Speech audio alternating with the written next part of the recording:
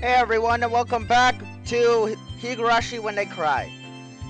Hinamizawa was a really small village. Not only was there only one school, but there was only one class.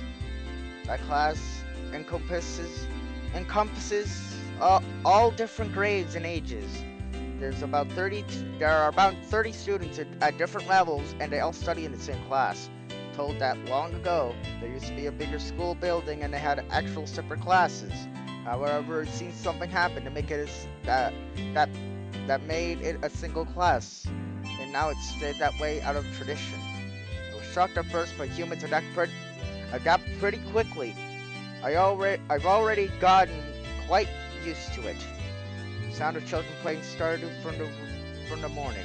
Started right from the morning. It started a lively mood. It felt more like a kindergarten than a proper school. Not that that was a bad thing. Neon, who was walking in front of us up until then, suddenly let me take the lead. Right in front of the classroom door. I was meant to slide the door open and enter the classroom first. Too bad I wasn't going to fall for that again.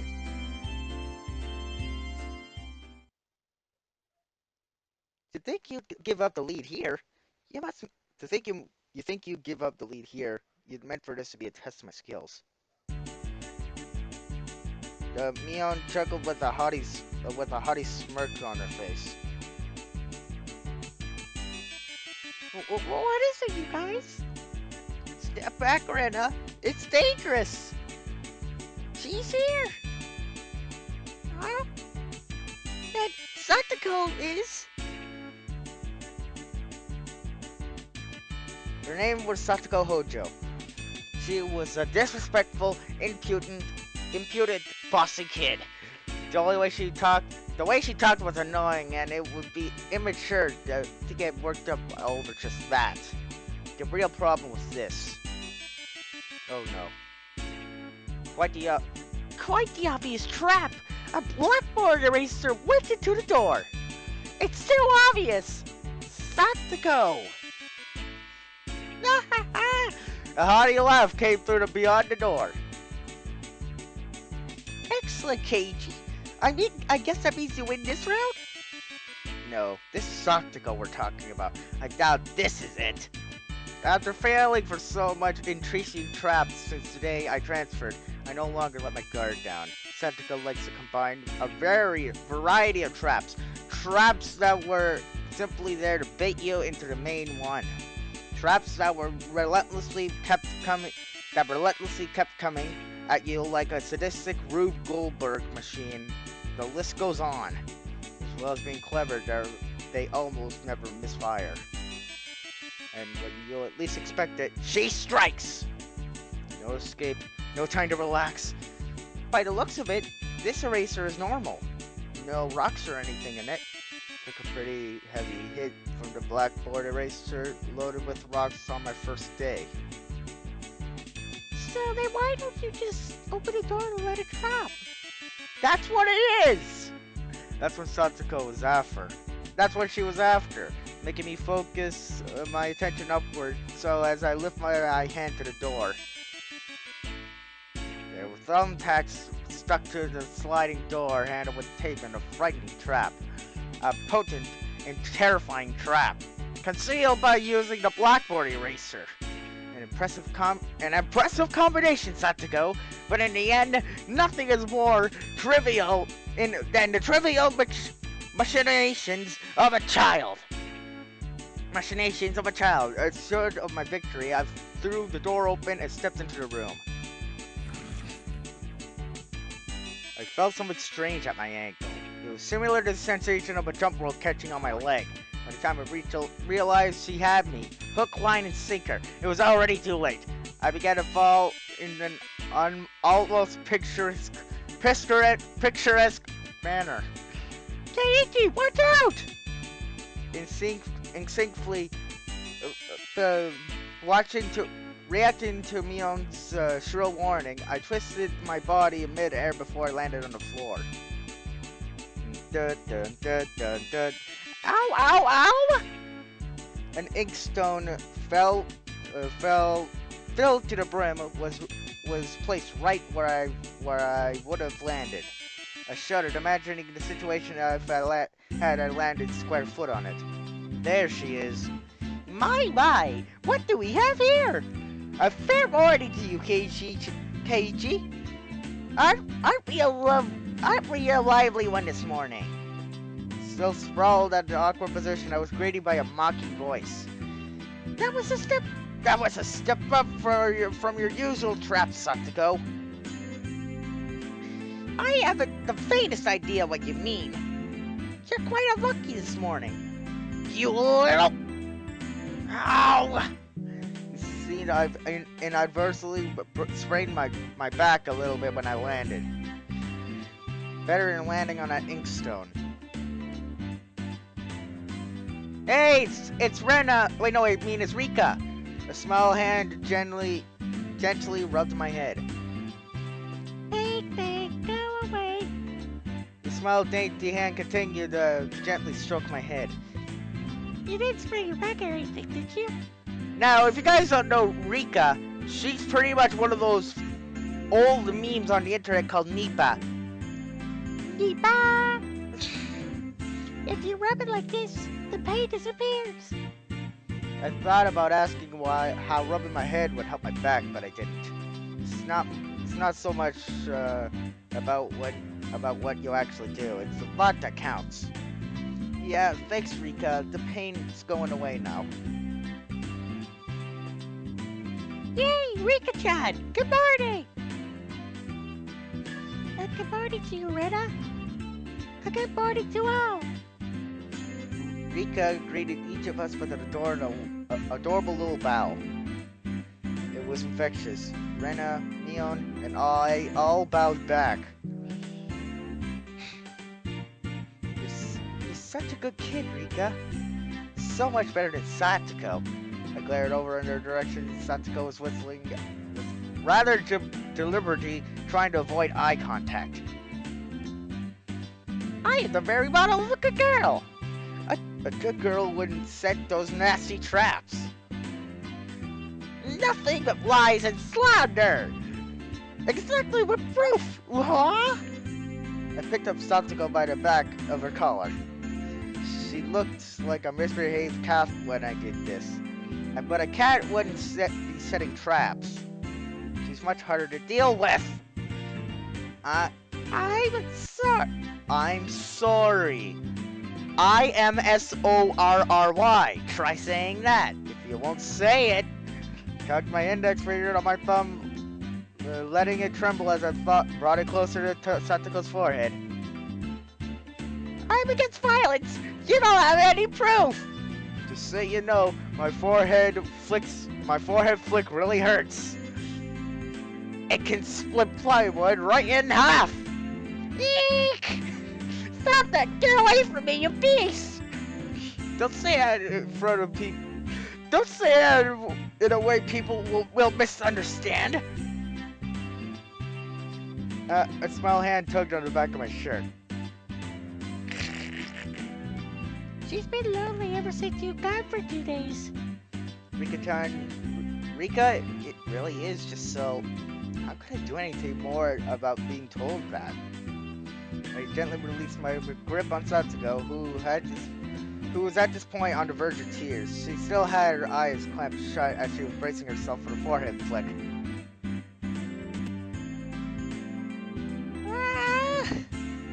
It doesn't bother me. You mustn't cry, Satsuko. Keep on fighting. Yeah. Rika gently petted the head of her prankster friend. Would never guess what those two are the same age. I guess Satoko could learn a thing or a million from Rika. Next time, set an even more amazing trap. Wait a minute. As she observed Rika's expression grew ecstatic as she began to swoon. You're no kidding. Oh, Satoko is crying. She's so cute. I I'm taking her home with me. You can't take them home. Ah! See? You can't take them home. But they're so cute. You can't, no matter how cute they are. I told you, this isn't the anime. I'm taking her home with me. I'm taking her home. But just for a bit. But just for a bit is fine. It's fine. Rena kept the cutesy face that even as outrageous ideas spewed from her mouth. According to Mion, Rena is ridiculously weak to cute things and always tries to take them home. Object or person, like the Kenta doll that you find on the— oh, spoilers! Stealing is bad, but abducting people is even worse. Give it up. Then I can just look. Just look. That should be fine, right? Right? Rena swooped over Satoko's crying for him. Even if a girl goes missing in Hinamizawa, I'll be forced to turn Rena in to the authorities. Forget me, Rena. I'll be sure to bring you care packages when they put you away. The teacher's coming. Quickly, clean everything up. Satoko, the ink stone is yours, right? Just from Mion's single statement, the entire mood of the room shifted back to normal. The inkstone was bad, but the thumbtacks stuck to the door handle were even a bigger problem.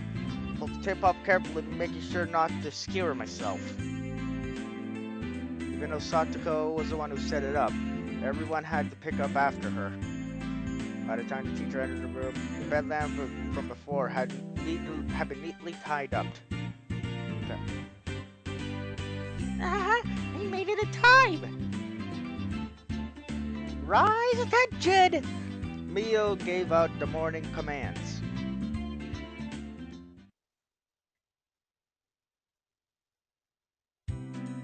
It's difficult being the teacher for all these different grades in one classroom. So he has to teach something different to everyone, to each one. But naturally, she ends up spending all her time with younger kids. Well, that's a lot of work for a teacher. Rena and Mion, being in the highest grade of the class, end up mostly doing self-study. They even end up teaching the younger kids, so it seems like they can never get to their own studies. They're actually way behind where my studies have progressed to. As a result, I'm pretty much taking over the teacher and helping Rena and Mion with their studies. You're a pretty good teacher, Keiichi. Easy to understand. Rena took a breather after finishing highlighting an important section. Teaching makes me lose confidence. It makes me aware of how shallow my understanding of the subject is. They say that to teach someone something, you need to understand it backwards and forwards. So while you're teaching us, you're getting in your own practice. In contrast, this person over here is quite laissez-faire about things.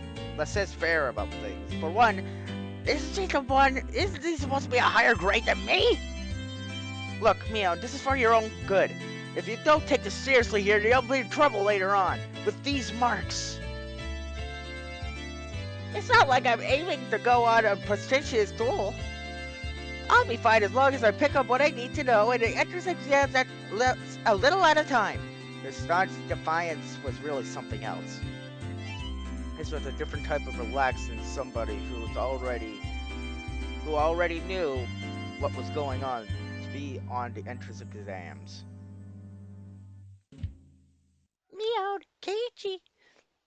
Keiichi's doing his best to teach us. We need to try hard too. You're such a good, honest kid, Ren. I'll make sure you guys get accepted into a good school. What? Thanks so much. Especially you, Rena. Private lessons, just the two of us. Private lessons? A puff of smoke shaped like a halo popped out of Rena's head. Anime. You can't get enough of it. Exactly what a private lesson is she fantasizing about that's making her turn so red. I'd like to hear the play-by-play fight about that next time. While Mion was flipping through her vocabulary flashcards, she threw out a casual question. So, in the city, did you have to study this much? If you don't know at least this much, you can't get into university. So you study just to get into university? Well, Yeah, basically. while knowing that this stuff won't ever come in handy in the future. Out here, you can get into university as long as you attendance is good enough. Really? Study equals entrance exams. Having that basic law of the universe is basically overturned and sent me into a state of shock. That's right. There aren't really enough people around here to warrant waiting them out with an exam. I don't know. If anyone can get into university, then there's no need to say all type about this stuff, right? Well, that's true, you, but you should at least know stuff that's common knowledge.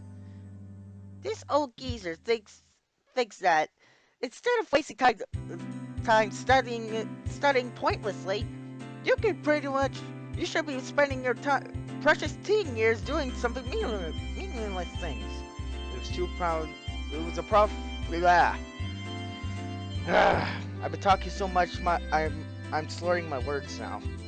It's, it was too profound of a statement to simply laugh off. But since it was Mion, it didn't actually have that deep of a meaning.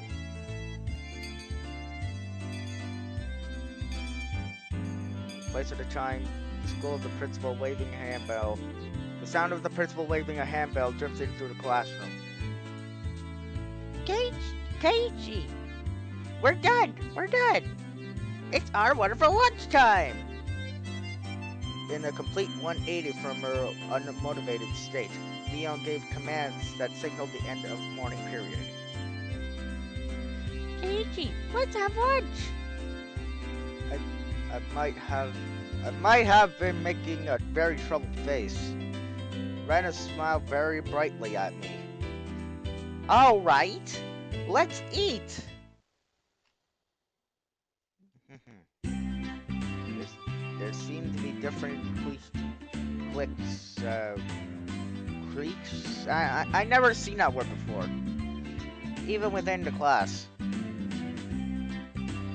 Most of them were divided up by gender and age. Our group was different. Our ages were different, but we had both boys and girls, and we weren't reserved around each other.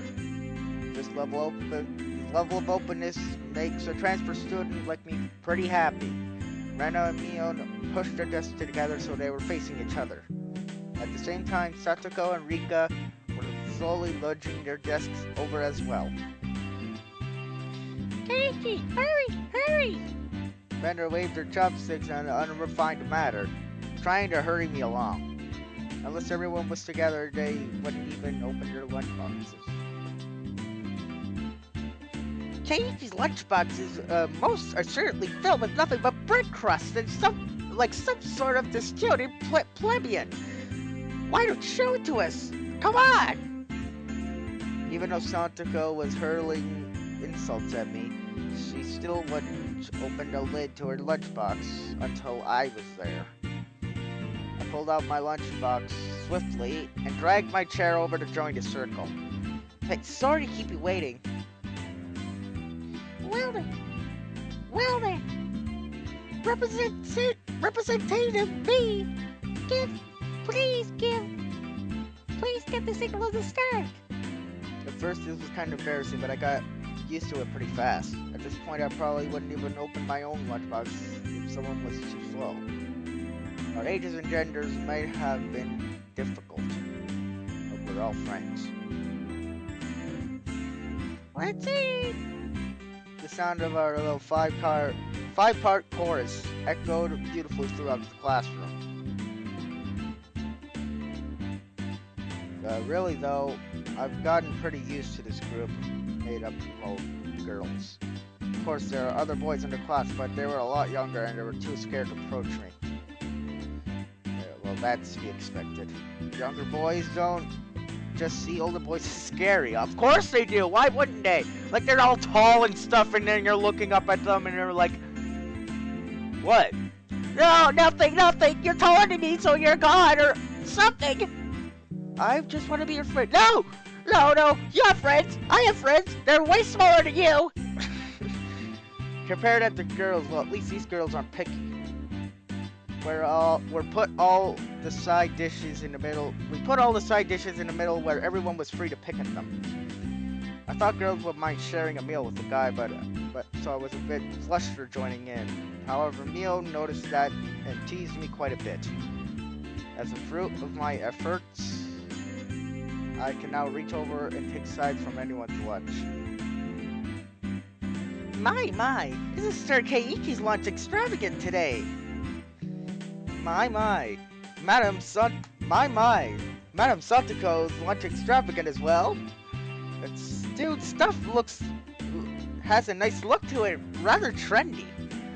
They're buying into a fight like that. Satoko was starting our chopsticks locked in on a cross counter, stabbing into each other's lunch. My, how delicious! Oh, this taro's good. This stuff is good too, even cold.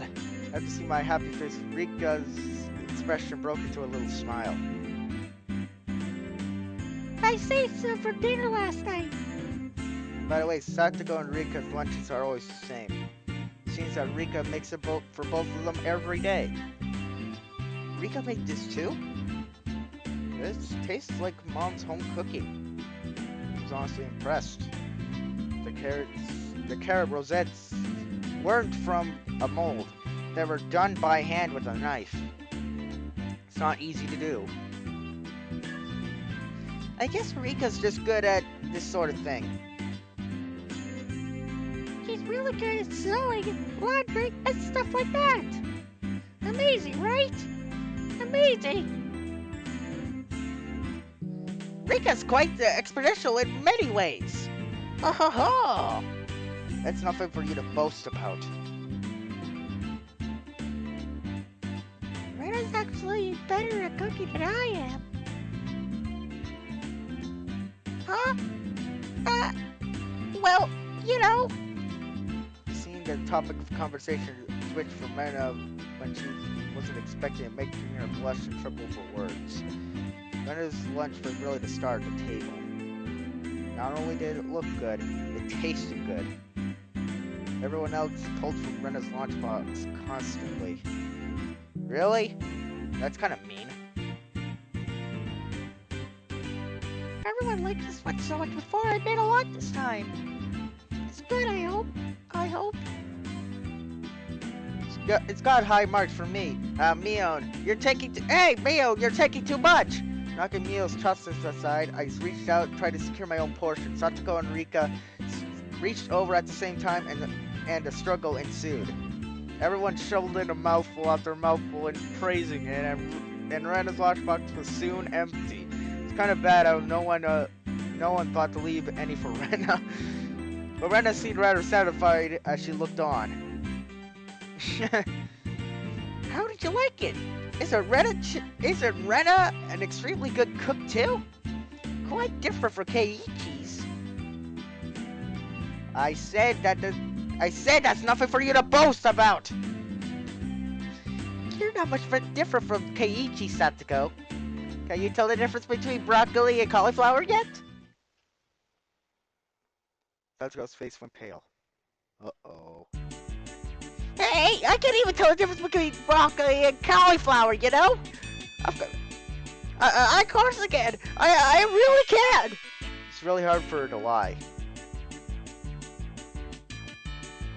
Keiichi, both things good when they're boiled on top of mayo, right? You shouldn't be picking on her. Mio too. Rena hurriedly tried to follow up, but Mio laughed haughty as she drew closer to Satoko.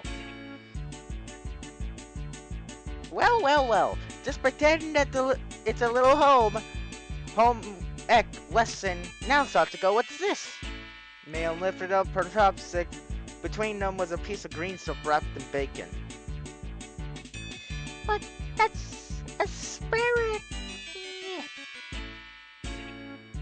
Mio made eye contact with me within 3 seconds.